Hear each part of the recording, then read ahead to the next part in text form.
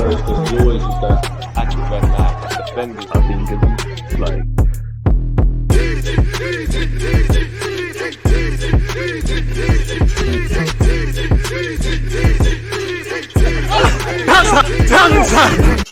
People deluded, I'm back again. I hope everybody's doing well and safe. I hope everyone's in good spirits. I hope everyone's in good health. With that being said, please can you do me a favor and hit the like button, subscribe if you haven't, and any opinions, please comment them below and whatnot, people. But yeah, where Arsenal are concerned, Arsenal's under 23s took part in a 6-goal thriller. Arsenal 3, Leicester 3. Now we drew the game considering we was 3-0 down in minute 90, basically, people. You know, it feels like a victory. Now, when you look past the euphoria of the game, you know, the manner in which we conceded the 3 goals, especially I think Pennett's one was first, shambolic, chaotic, and as some of these young players step up into first team or take the inroads to develop, there's a lot to improve.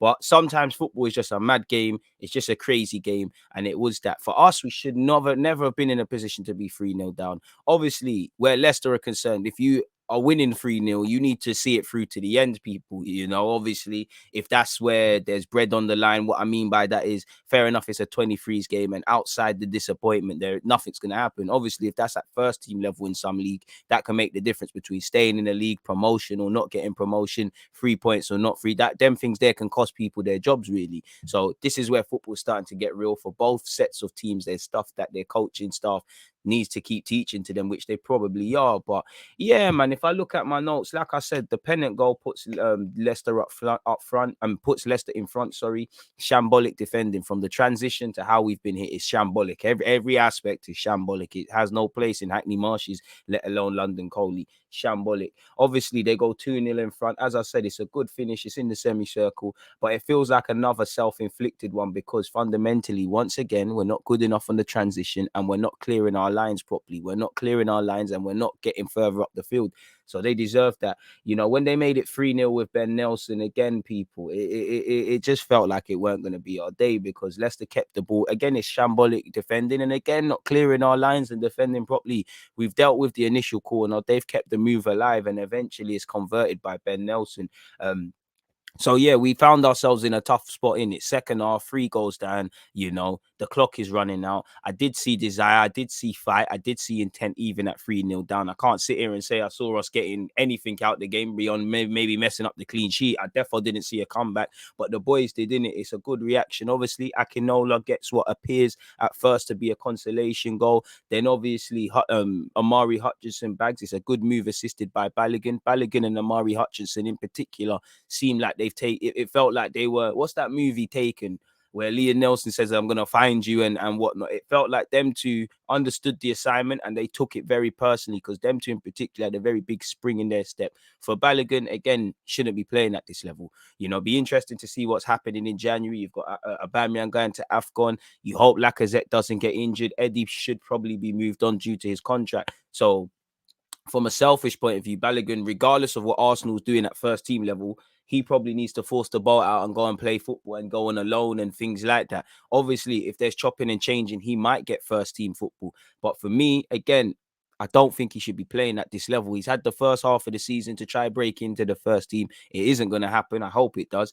The man needs to be out of his comfort zone because every week he's just bullying, man. You know, he's like that. He's in that purgatory territory where he's not quite there to get first team football at Arsenal, at least at this moment in time. 23's isn't learning. You know, I'm happy to gas up his finish and his assist. I'm happy to talk about the finish. It was a good finish. I'm happy to speak about when he's dupping guys at Brighton and winning penalties and that. But in the grand scheme of things, that ain't going to make nothing. It's just going to make a flat track bully, someone who's going to have wavy statistics at England under 21s level, Arsenal youth level. But then when it comes to the first team, they might struggle to correlate and play catch up as a result. It sounds familiar, doesn't it? So I think Balogun needs to play football. I think if there wasn't that contract stuff surrounding him last year, he might have gone out on loan next season. This season. And I don't know if David Moyes was watching him, but he did go and watch the under 21s, and maybe there's that. I mean, surely if you want someone from Arsenal said he Nketiah, but it is what it is on the cheap. But as I said, people, you know, Balogun, as I've got him in the notes here, people, you know, Balogun, you know, gets his goal. It's a fantastic finish, a little volley thing, you know. It doesn't surprise me because I'm accustomed to Balogun doing these sort of things now. As I said, for how much years has he been doing it? Even when it was him and Amici, and they were slightly younger than Reece Nelson and Eddie, and they were doing what they were doing, you know. As I said, Omari, I'd say in particular, Omari Hutchinson, Balogun took it personally. I also think you have to give respect to Swanson. Now, Swanson shouldn't be playing at this level. Swanson, Oli Inca, I don't know what you lot are doing, but you lot shouldn't be playing at this level. Evidently, unless a miracle happens, respectfully, none. And it's just my opinion. I don't know. Neither player is going to make it at Arsenal, in it. So it's fun to be in the 23s, but Swanson should be playing first team football somewhere or trying to. You're not going to make it at fullback or at centre half or in the middle of the park at Arsenal. But you could put yourself in the shop window. I think he played quite well as well. You know, I think, as I said in particular, he did quite well in the build up for one of Balogun's goal. Well, for Balogun's goal. So, yeah, what can I say? It's a mad game. It ended 3-3. That, you know, if you conceded 3 goals, there's a lot you need to do better, you know. But we did score 3 goals, and, you know, both teams take a share of the points. I believe Arsenal are in action a week on Monday or something like that. Or on the Monday, sorry. What am I talking about? A week. They're in action on the Monday. Let me see who we have next at that level. I'm sure it's West Ham. Sorry, it's Blackburn. So, yeah, we go to Blackburn, another good academy, while our under-18s play West Ham on Saturday. So, it is what it is, people. Good fight back. A lot we need to work up on, but ultimately a crazy, crazy game. Please make sure you hit the like button, comment any opinions you've got, and most importantly, stay safe, and we'll buck up again. Check out the rest of the youth content. Check out my playlist. Make sure you're checking out the YouTube community tab, as well as subscribing on Twitch so you don't miss a beat of any content. Stay safe, people. I'll buck up with you lot again, but for now, DG, I'm out.